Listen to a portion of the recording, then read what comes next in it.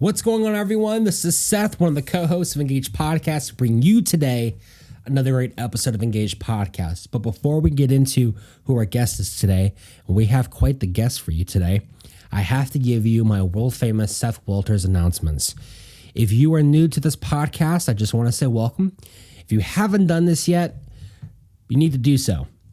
Hit that subscribe button wherever you're hearing my voice right now. If you're listening on Apple Podcasts, Google Podcasts, Spotify, Podcast Addict, Chromecast, Overcast, Amazon Music, YouTube, Audible, if you hit that subscribe button every Thursday, when we come out with a new episode of Engaged Podcast, you will be the first one notified.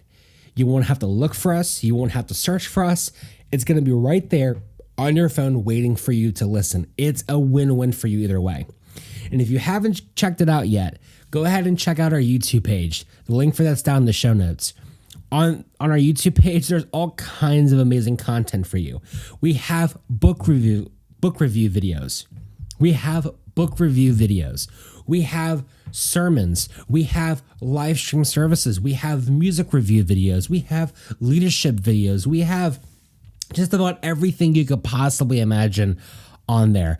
And we also have the video version of this actual podcast. You get to see the guests, you get to see what they look like, and you get to see them interacting with us. It is a win-win no matter what. So check out our YouTube page as well. Also, if you were a fan of our outside services, then guess what? Great news. They're back and they are awesome. We love them. This summer is going to be great being outside, but we're having such a ball. Also, if you have little ones, you could bring them to VBS at Faith Presbyterian Church. It's the last weekend of June. It's the Friday, Saturday, and then something after church on Sunday. It's going to be amazing. And if you are a parent who you are sick of them kids, you've been cooped up with them since COVID started and you just want to get out of the house, guess what? We have you covered.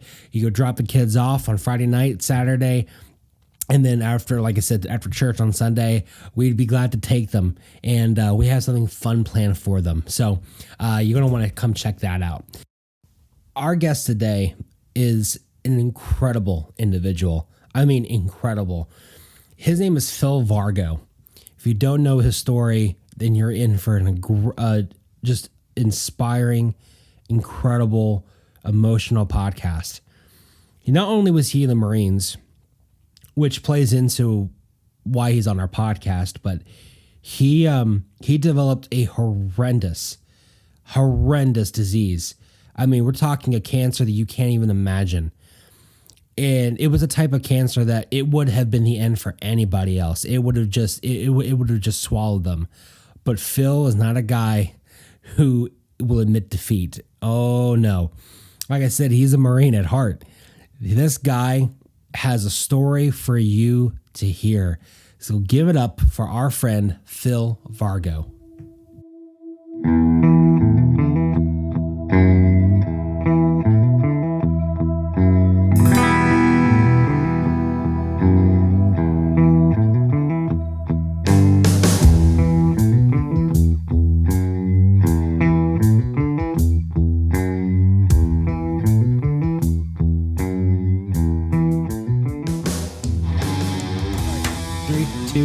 And go.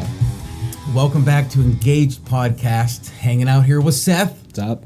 On this beautiful, sunny Western PA day. And today I am super, super excited because not only do I have someone here that's going to share an incredible story. If you've ever been in touch with someone who has been stricken with cancer and has overcome huge obstacles, then this is going to resonate with you. His story is incredible of what God can do in someone's life. This is Phil Vargo.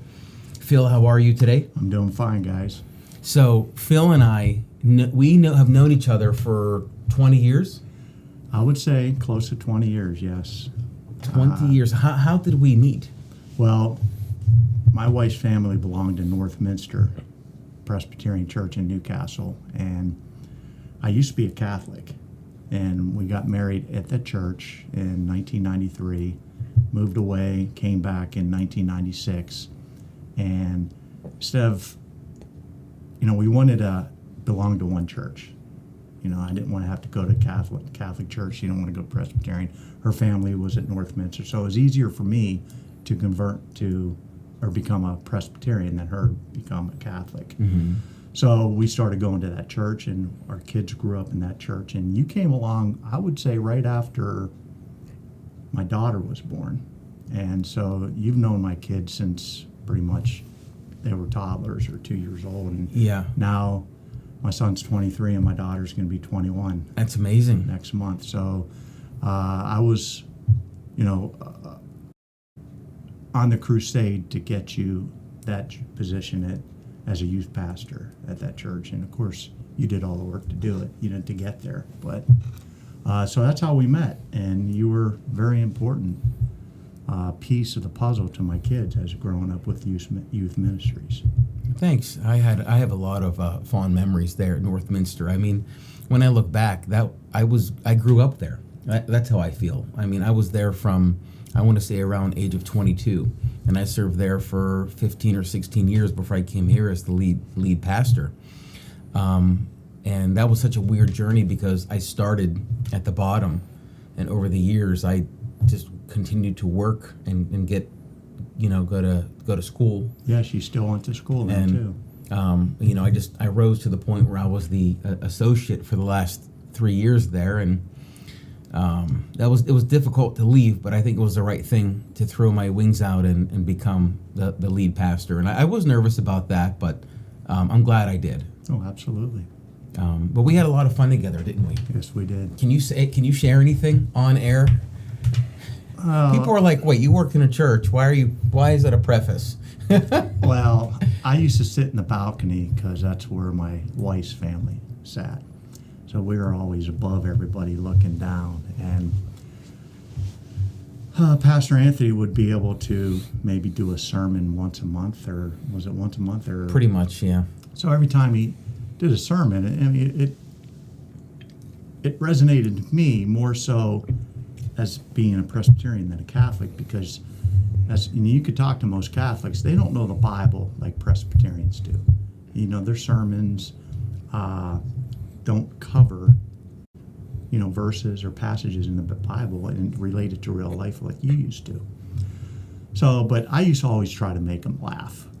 And I would mouth words down to him that only he and I know. And he would call me out sometimes. he would call my name, and everyone in the church will look up and look up at Phil. Yeah. But those were only some of the funniest things. And then, you know, he was a big San Francisco 49er fan, and every time, I think they had a good team back then, and he would always try to rub it into Steeler fans, and so it was a good time. I still do that today. Yeah. So, just real quick, one of the things I liked, just because you could always tell when two people have known each other for a long time based on how they talk to one another. And one of the things that I really, it's always a refreshing thing is when two people who've known each other for a long time talk to people the way, or talk to the other one the way you guys talk to each other. One of the things that I'm talking about is the humor and the ability to poke fun, the ability to just, you know, have fun. Not everything's all serious. How important is that in a friendship like you guys have? So can I say something first? I would even say the question for me is a little bit different. How important is that in pastoral ministry? Because I'm very intentional about that, and you have to be careful because sometimes you can say things that, you know, sometimes they call you after and say, don't do that, which is fine. It's all part of the learning process. However, one of the things that I try to do is remain with my feet on the ground when I minister, and I want to be relatable to people. And if I think, you know, joking and even joking on myself, I do that a lot too. I think that makes you relatable to people. You do have to be careful, but it breaks a lot of barriers down that way, you know, and I just try to be relatable that way. So I don't know if that would you agree with that? Oh, no, yes. I personally sometimes have to remind myself that you are a pastor. So sometimes I have to be careful on what I say and how I say it to you. But you seem not to mind. I mean, if you did, you'd tell me. But no, we're just basic friends, and we've always been friends, and kind of grew apart a little bit when and I won't say grew apart, we weren't in contact as much, especially when I was sick. You know, I mean, I don't think he even knew until a certain time, and we just didn't tell a lot of people. It was just one of those things that we're a pretty private family. We don't put a lot of stuff on Facebook. You know, my daughter does a lot of selfies, but you know, those are kids. But I don't post a lot of things on Facebook, especially about my current situation. I didn't want the attention. So let's just jump right into it then. Tell us about your situation, what happened, and lead us through that journey. All right, I'll tell you first that I was a very fit person. I always worked out. I was in the Marine Corps. You know, you're brainwashed, you know, be the best, blah, blah, blah. And I always stayed fit. And I would say back in the winter months of 2018, January, February, I started getting some rib pain and some collarbone pain. And I figured it was maybe from working out. So after it got a little bit more progressive, I went to the doctor, my PCP, and then they did some x-rays. No breaks, no fractures. So they thought maybe it was arthritis in my collarbone because I broke it when I was in high school. And you know, I was at 53 years old at the time. And so I wasn't satisfied, so I went to a shoulder specialist or an orthopedic specialist down in Pittsburgh. Had an MRI, they found nothing. They suggested I go to a neck specialist because a lot of the pain was in here. But it really hurt my shoulder. I couldn't even raise my arm. It hurt that bad. So I went to, and I didn't find anything. So then my hips started hurting, and my pelvic area was hurting when I walked. So my son, Philip, had ankylosing spondylitis. So that is inflammation in your lower back area. And he was almost to the point to where he was, I don't know if you remember, he couldn't walk for some time. So they put him on Humira. So I went to a rheumatologist, or a rheumatoid specialist, whatever you call those. I went down to Pittsburgh, and he thought that maybe because I carried the gene that gave it to my son, that I had it. And at that time, I was so desperate to have anything, just get rid of this pain. So they put me on Humira, which Humira is a miracle drug for a lot of people. But for me, I took it for 6 weeks and nothing. If anything, it got worse. You know, I couldn't bend down to pick up a ball and throw with my daughter. I couldn't do anything. And I just labored with that pain. And then finally I went back to the rheumatologist, and he told me, he said, let's do an MRI and rule things out. Well, if you know anything about ankylosing spondylitis, which at the time I didn't care because I was in pain, but they should have done one 6 weeks previous, and they didn't. So I had a trip planned to Vegas. My oldest sister lives in Utah, and her husband were turning 60. So it's a mini vacation for me. My wife told me not to go. She said, don't go. I just have a bad feeling. And I was like, I'm going to have a brother, a sister-in-law, and a sister out there. So I did the MRI, no issues. Jumped in a car, drove to Cleveland, laid over, jumped on a plane 6 in the morning, boom, off to Vegas. No issues. I was feeling pretty good. I was like, wow, this is different. So I get my baggage off the carousel in Vegas. I go to the outside to get onto the bus to go to the rent-a-car. For some reason, the bus driver didn't come down and get my luggage. He got everyone else's, but he didn't get mine. I was like, oh, well. So I heaved it up to him, and when I heaved it up to him, it felt like just everything on my chest disintegrated. I never felt that pain in my life, ever. I fell to a knee. People were behind me. I was like, I just wanted to stay there. But I had to get up, get to my seat, got to the rent-a-car place, waited till everybody got off the bus, and asked for help. And they wheeled my luggage to the Enterprise. I got in line.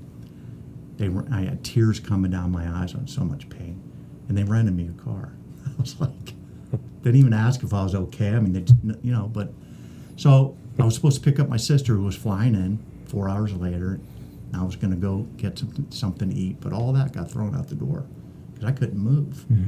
Just imagine any movement left or right. And it turned out that I basically had fractures in all my ribs, but I didn't know it. So I waited till my sister came out. I told her to come to me. And I did go to a chiropractor in the past. And I thought maybe he tried to manipulate some of them. I just thought that something was out of whack. So I called him and he said, go to urgent care and get some muscle relaxers. So I did, and that didn't help.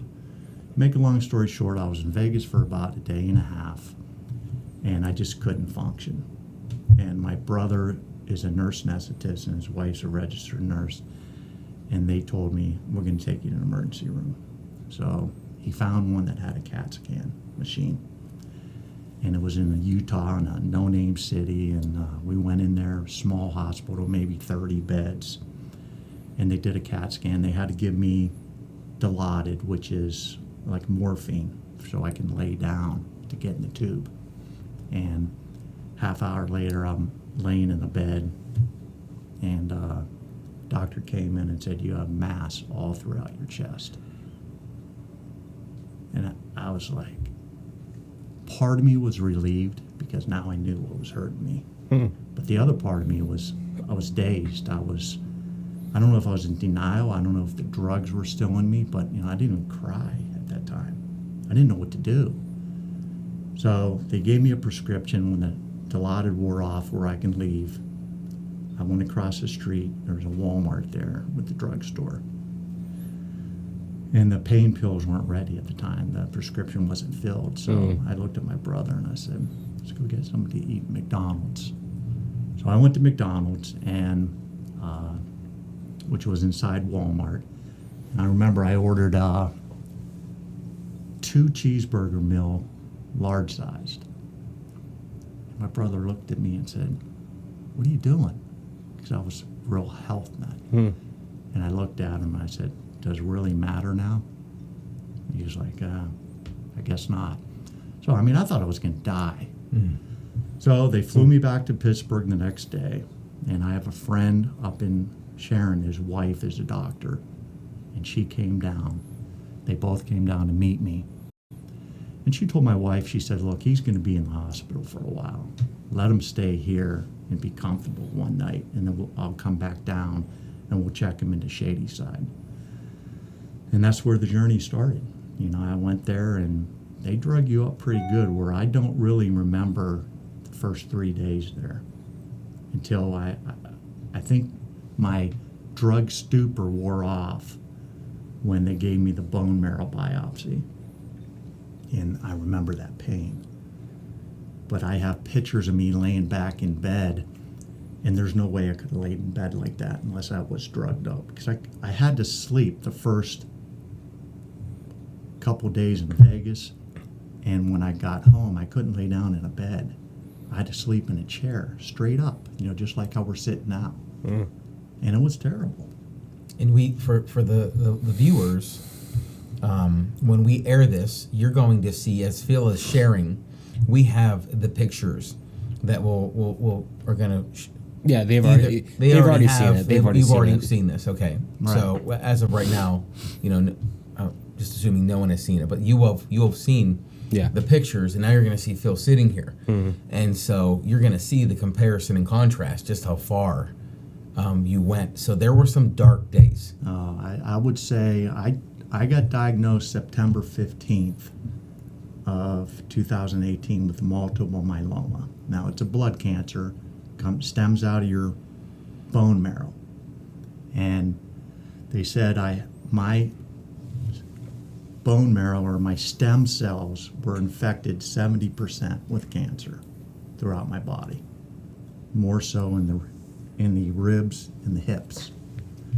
And multiple myeloma is basically, you have a plasma B cell, which fights all your disease.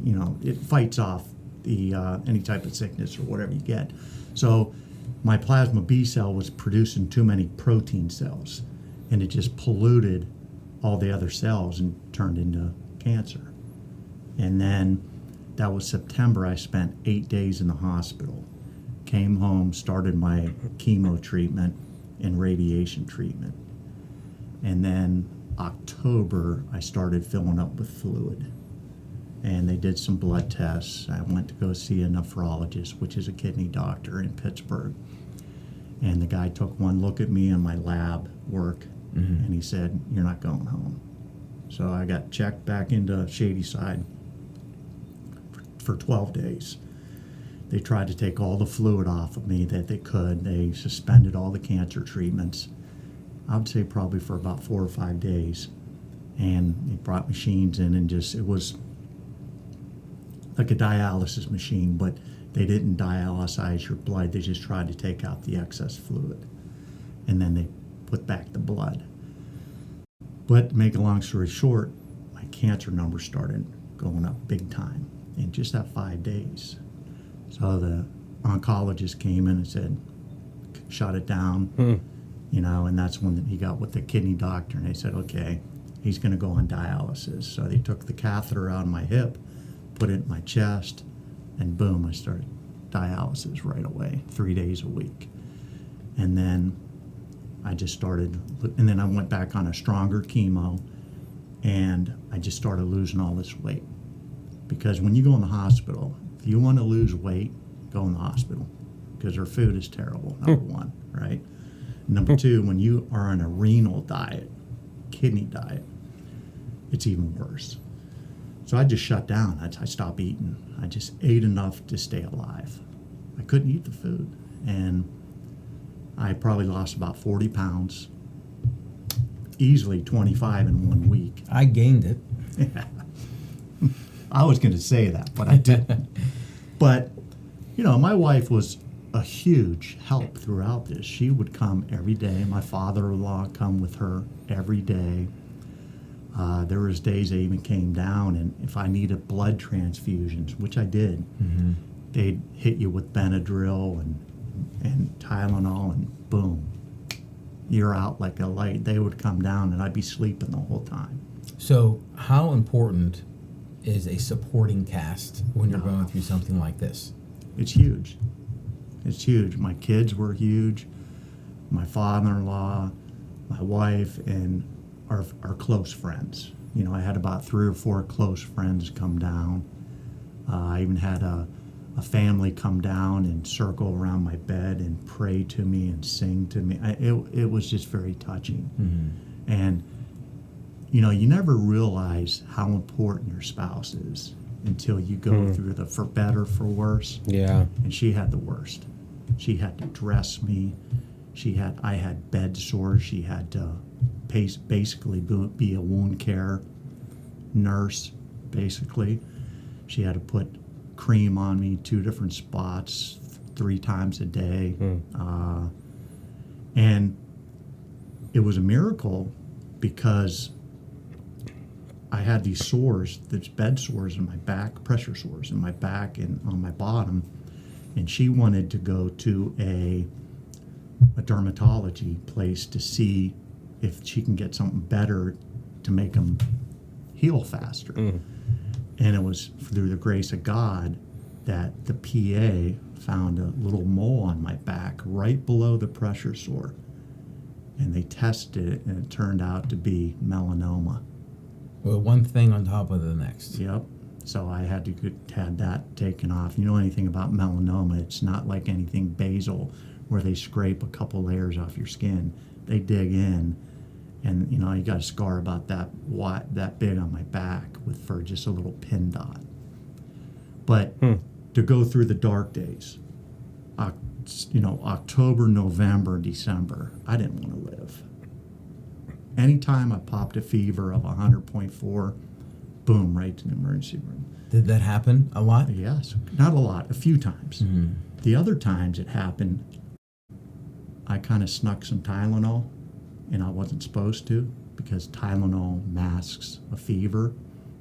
But I took it because I said to myself, I'm not going back to the hospital.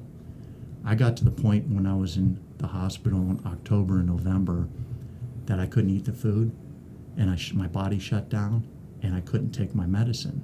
So they had to cut it up and put it in applesauce or pudding. And that's the way. So they had speech pathologists come in. You had to do swallow tests. You had to do this. They wanted to put a tube down my throat. I refused that. And I said, look, I just hate this food. And then I'd go home. It would take about 3 days for my wife to nurse me back to regular foods. And then boom, I'd get sick again, right back to the emergency room. So through October, November, December, I just didn't want to live. But I had a lot of midnight talks with my son about if I ever ended my life, he wouldn't respect me.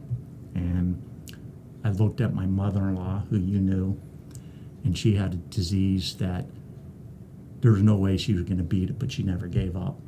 And I thought of her, I thought of my father-in-law, what he's done for me, my wife, my kids, and I said, I can't do this. I can't give up.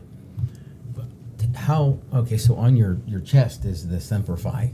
Yeah, USMC. You said you were a Marine. Yeah. How did that play into your mentality through I all think this? it was the mental toughness. You know, I have a couple friends that are Marines, and they would call me and say, hey, look, you're a Marine. You can't give up. You're going to beat this. You know, I had a Marine buddy that actually gave me a shirt. Pain is weakness leaving the body. And I was thinking, I got a lot of pain. It's not leaving. So I got tired of actually hearing that, you know, and probably the most important thing, and I know we're going to get into that, is my brother, my second oldest brother, basically found God again, probably a year or two prior. And he sent me a link to my email account about the power of prayer. And I kind of blew it off because I was mad. I was like, you know, I remember being told I have kidney failure, I have cancer, and I'm crying my eyes out, broken down in the hospital, all these doctors coming and telling me I need help. Go seek professional help. And I was thinking, why would God do something like this? What did I do to make him so mad? I mean, and you know, why couldn't he just break a leg? You know, it would have been a lot easier recovery.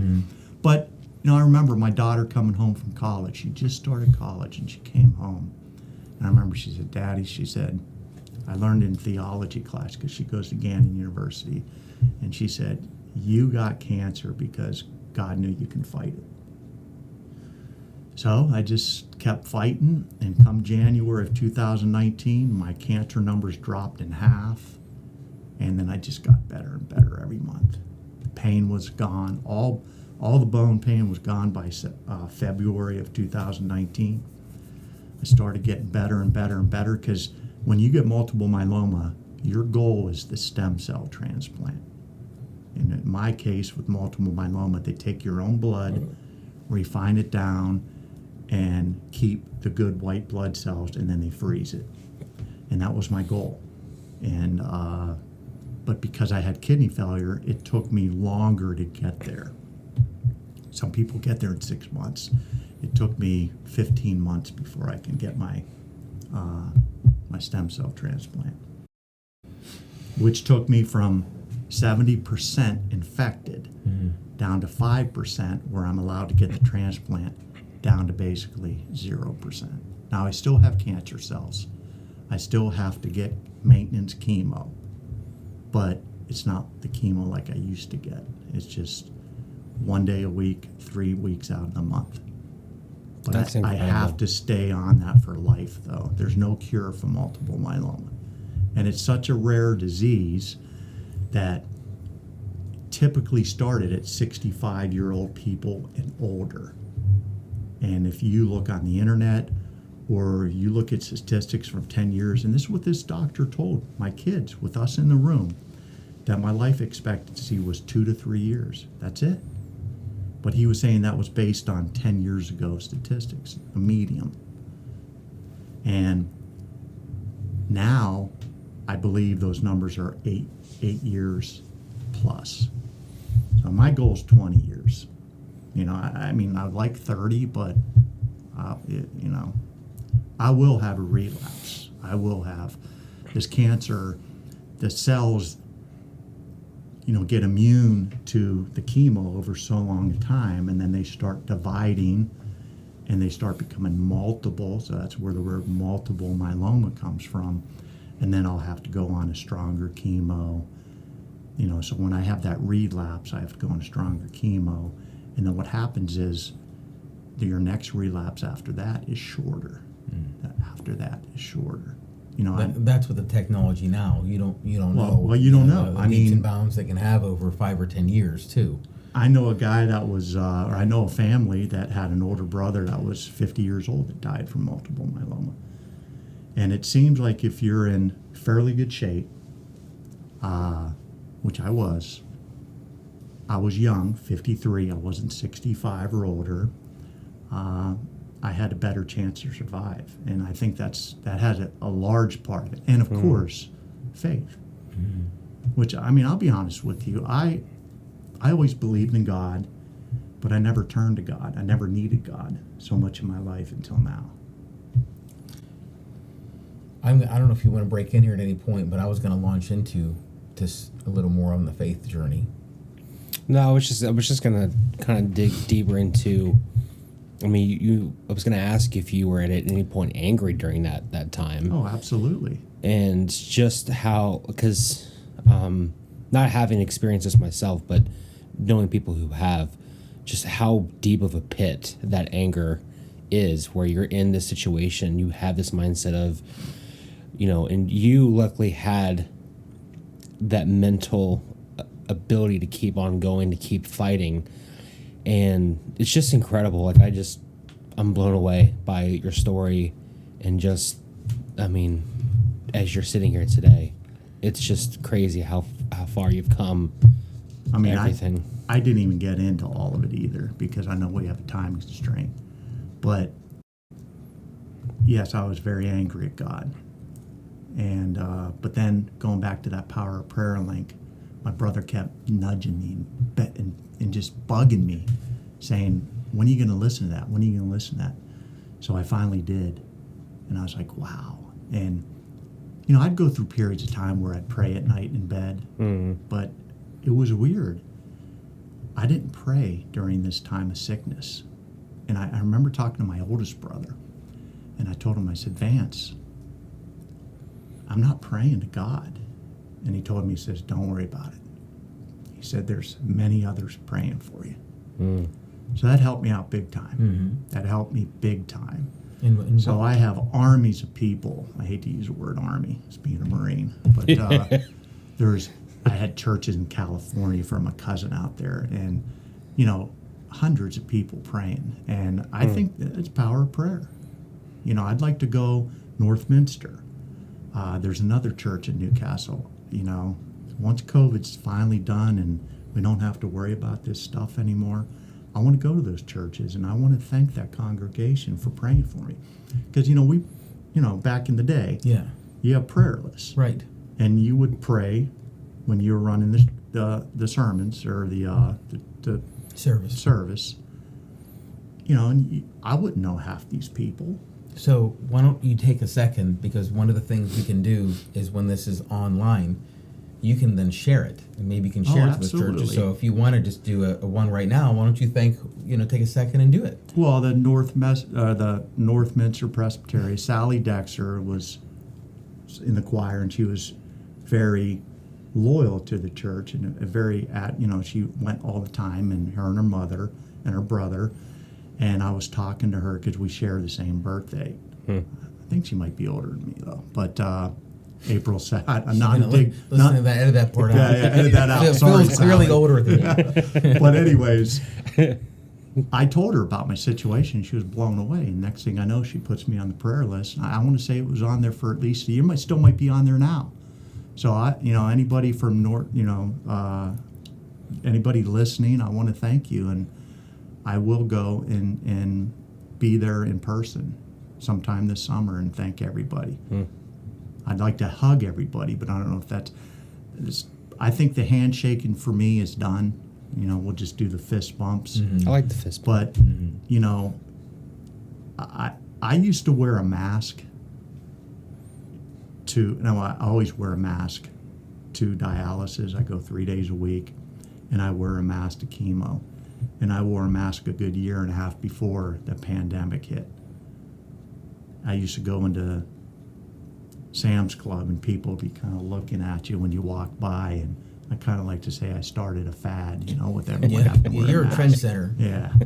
Did you have Sharpied on? No, I didn't have a smiley face or a bird flu. No. Okay.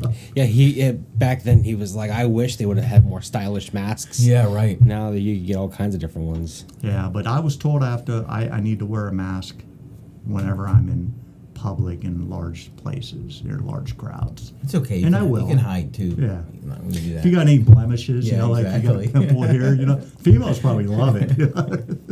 I love it because it's like it's like sweatpants for your chin. Just put that on. Before I know you want to go in a certain direction, but before we get into that though, one of the things I want to ask, because this is always something that goes through my head, is being on the other side of someone who's suffering. You talked about your brother pushing this power of prayer thing on you. What is, give some advice to people who, when they are trying to minister to someone who's in a situation like you were in, where the worst of the worst is happening to you. Because that could be a very frightening thing for people. Again, on the other side of that situation, how do you minister to that person? Well, for me, Yeah. I think I have an advantage over most because I walk that walk. So I can talk the talk. So when I see other cancer patients at the clinics, I always talk to them, especially if they're quiet because they're struggling. Mm-hmm. And I tell them my story. And if I see anybody, it seems like we're in a world that everybody complains about something. Everybody has their own personal problems. And I just try to loosen them up a little bit and tell them my story and say, and I even think about this. We talked about this. What helped me out the most with my situation, and I remember I didn't say this, but I was pushing a walker for 5 months. I couldn't walk. That's one of the pictures we have too. Mm-hmm. I couldn't even bend my knees. I had so much fluid in my legs. It was like 10 pounds of fluid in each leg. I had cement blocks I was trying to carry around. But no matter how bad I was, when I got to dialysis and I hit that button to open the doors, I left my feel sorry for Phil Vargo button at that door, because I used to sit across from a lady that had no legs. They used to do foot checks, feet checks. Okay. And they would take off everyone's socks because most of the people at dialysis has diabetes. And I didn't. I was the only one there that had cancer. So they didn't have to look at my feet. But I looked around and I couldn't imagine how many people didn't have toes. People didn't have feet. They didn't have legs. And I'm saying to myself, how in the heck could I feel sorry for me? And so I guess to answer your question, Seth, there's always somebody out there that has it worse than us. And so we talked about, we met a week or two ago, and we talked about, we kept on joking about PEAS, Right. An acronym. Right. And we talked about prayer, Power of prayer. and you're going to like this out there, and we just talked about perspective, Yep. right? But we also talked about perseverance. What I went through. How about patience? And talk to us about patience. I was not a patient person. Being a salesman, living on commission, 100% commission. You're never patient. You're always worrying, am I going to have enough money for the month to pay the bills? Now, granted, a lot of times that never happened, so I didn't have to worry about it. But getting sick and having to depend on people, nurses, doctors, techs, PCTs, I became very patient. I don't, I'm so used to sitting in doctor's offices for a half an hour, 15 minutes before I'd be on the phone, I'd be pacing, I'd be going up to the receptionist saying, what, Right. Yeah. But I don't do that anymore. It's like I don't sweat the small stuff anymore. What I've been through, and how close to probably death I was, nothing bothers me anymore when it comes to that. Now I'll slip and fall at times. Yeah, well, you're human. Right. One of the things that's fascinating that I've noticed in your journey, and I say this with sincerity, is some people go through a dark time and they talk about the lessons that they learned, whether it's I drew closer to God or I was a much more patient person, whatever. But what I have noticed, and you probably would agree, a lot of that tends to trend out after they get better. One of the things that I've noticed about you is you're that person now. So there was a deep change within you. Absolutely. You're not. Those things aren't something that you try to do. I've noticed that that's who you are now, and that's two different things. And so, kudos to you. You learned these deep lessons, and I just see it in you. It's in your demeanor. It's in the way you even look at me, the way you talk, the way you carry yourself. You're a different person for the good. And I want to say this just as a way of encouragement for the people listening. No matter what dark thing you're going through, whether it's a disease or a breakup or whatever, you fill in the blank, that's the thing that a lot of us miss, that God can, if you're open, do something extraordinary through you, and he's going to produce some type of character, perseverance to, and I said this Sunday in my sermon, that there's a purpose in your pain. God isn't bringing you in the water to drown you. He's bringing you in to cleanse you. And it still doesn't feel good because nobody likes to be up to their eyeballs in water. It's not like it's exciting, but there's a reason why he drew you out there. Right. And now full circle, you're here. But the other cool thing is this blessing is in you. Now it's through you. You're blessing and encouraging other people because God knows, I am fully confident that there's going to be somebody watching this out there that's going to say, I needed to hear that story. I really believe that. I believe it's that important. 100%. Yeah, one of my goals as time goes on is I'd like to volunteer at a hospital. And I'd like to go down to the treatment centers, whether I just push a cart. I used to watch people push carts with sandwiches on there and drinks and soups. And there were volunteers. Most of them were retired people. Some were kids that were going to Pitt, college kids going to Pitt that wanted to get in the medical field and felt that they wanted to volunteer.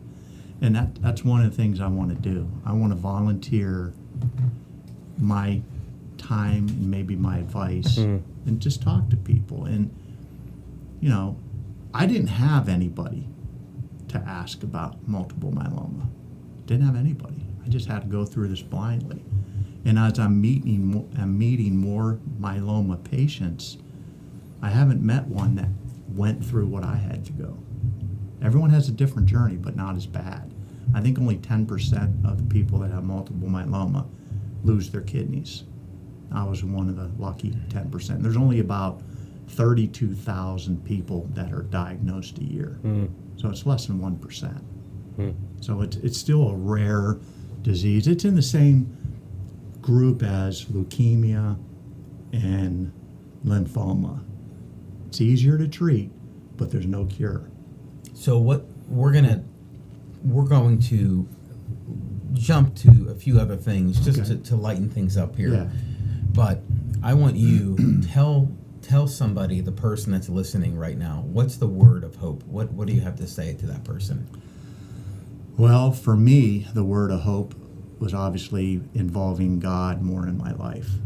I mean, I don't know if you can see these, I wear these silicone bracelets that have scriptures that I recite every day, and that helped me get through it. And I think if you have a good supporting cast like I did, being family and good friends, and you have personal strength, and you got to have a good team of doctors. I had the best in Pittsburgh, still do. Anything can happen. And not giving up. Because, we have a choice in life. I always tell people, you're dealt a crappy card of hands at least one time in your life. Something you had it. I'm sure you had one, and you can easily look at your hand and say, "Fold," but that's giving up. So you have to play it out, whether you like it or not. I didn't want to play it out. I told you I didn't want to live, but fortunately, my kids were a lot stronger than me, and they kind of pushed me to live. So I guess if I had to give anybody out there listening, it takes time, but you have to play out the hand of cards. That's strong. I like that. You have to. And and I can tell people, if I die tomorrow, I'm ready.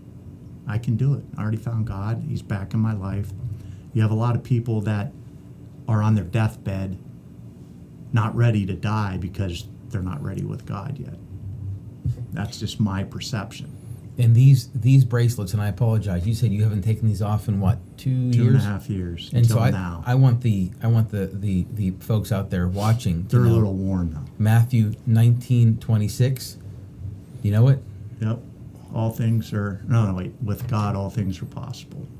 And then you also have John 3:16, and hopefully all the viewers out there know that one. That's right. You're Right. better. And then the last one is Philippians 4:13, which is I can do all things through Christ who gives me strength. And I tell you that, I'd wear more. I'd wear 100 of them, but my wife thinks I'm trying to mimic Steven Tyler from Aerosmith. and so this is a good segue because Yeah. he was doing some research on you, like drive around your house at night and things like that, and he found your association with metal. Yeah. So, as a fan, one of the things I learned about you through my research is that as a fan of Motley Crue, All right. okay, I'll put it this way. What's one thing that most people don't know about Motley Crue that if they did, it would change their perception of them? Whew. Good thing or a bad thing? Well, everyone knows the bad stuff. So I don't know what else. Yeah. I don't know how to answer that. I just know what, when I was in the Marine Corps and I went on a deployment for 6 months in the Pacific, I remember I had one of those little Walkmans that the cassette, it was so advanced, it played the forward, and then you didn't have to stop it, it played the other side. We've just lost so many viewers. They're like, what's that? They're on their computer right now. Google. But anyways, I used to listen to Van Halen 1 We've talked every about night, it would put me to sleep. And then my goal was to see Van Halen in concert, and I never got to see him.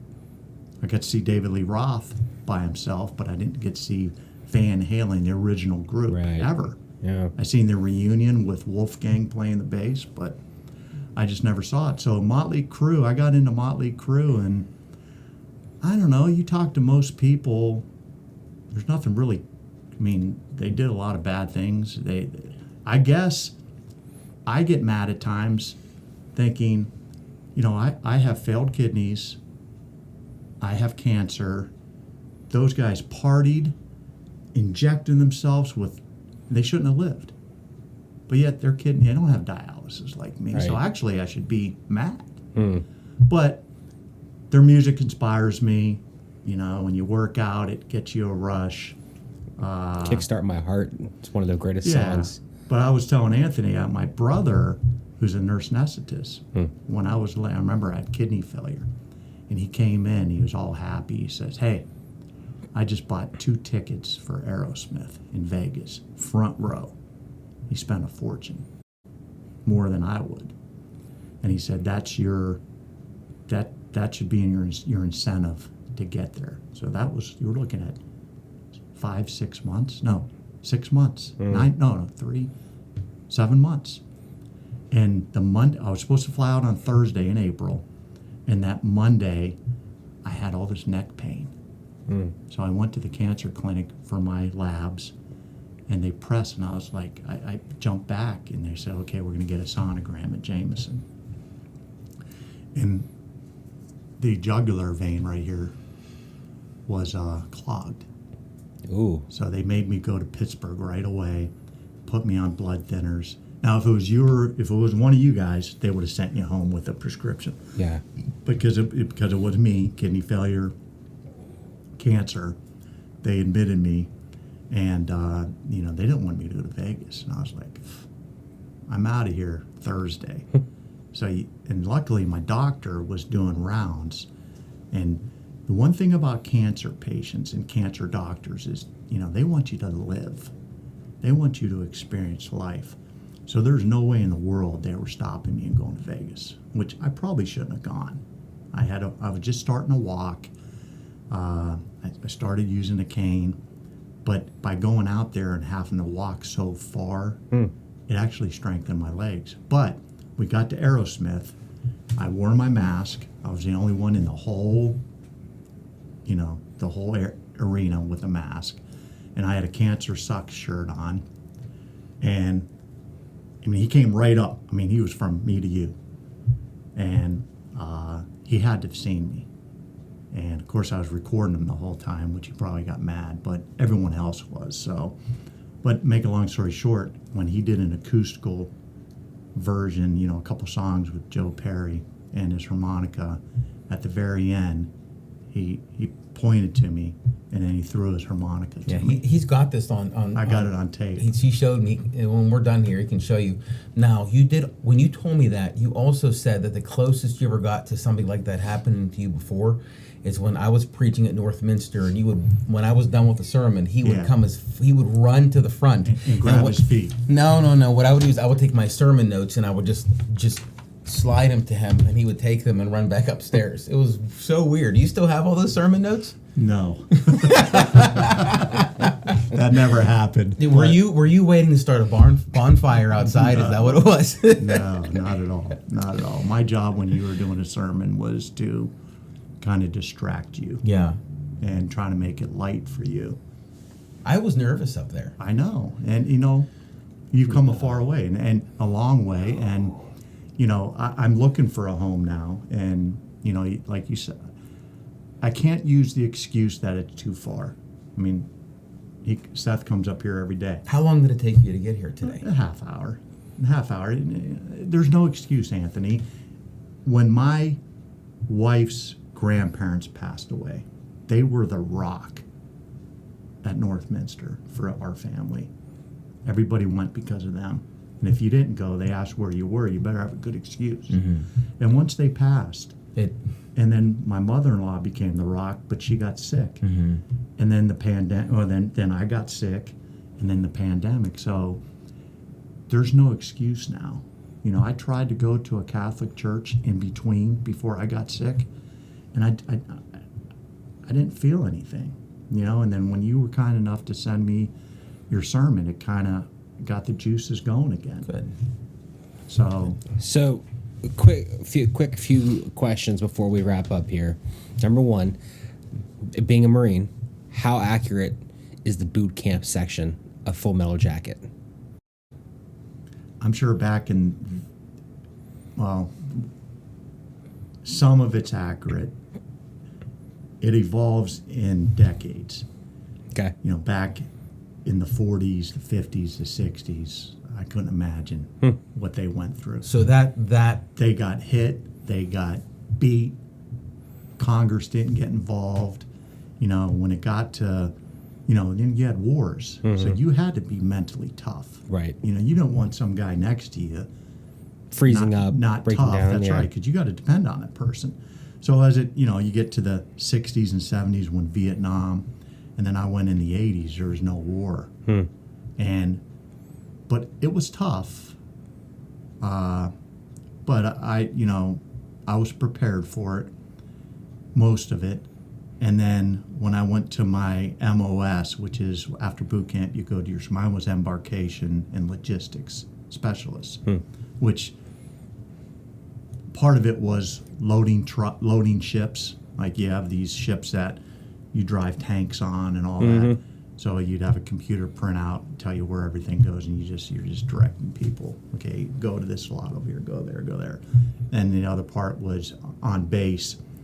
if the grunts were going out in the field and they needed water, then they called my office, and I had to coordinate with people that had the water, the trucking company, and the people to get it there. You were kind of like a Radar O'Reilly in a way. You were a logistical person.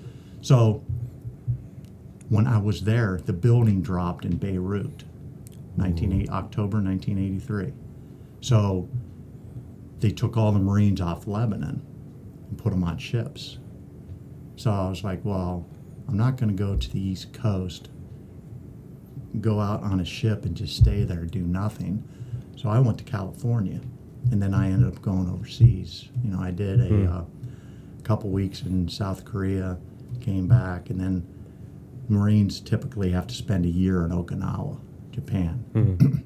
I didn't want to do that, so I volunteered to go on a ship for 6 months, and I was the peacekeeping contingency that floated around the Pacific in case anything happened. And we did have one little incident, and Reagan was the man when he was the president we were in, so nobody messed with the U.S. back then. So let me ask a question, just for the sake of time. Quick answer, quick question. When you said what dropped in, what was it? The building. Okay, a Marine at that time, current Marine, not now as you're aged and can look back on things, but is the mentality of a Marine when they hear something like that, it's go time, I want to go there? Absolutely. Okay. Absolutely. But when they took everyone off and put them on a ship, we're like, well, we're not just going to go and sit on a ship and do nothing. Yeah, I got you. I just didn't know if it's... That goes against the mentality. Okay. Yeah. Huh. Wow. You'll hear jokes, The thing about the Marine Corps is, you get brainwashed when you're down at boot camp where they strip you and they build you up. Everything's Marine, Marine, Marine. You're the best, you're the best, you're the best.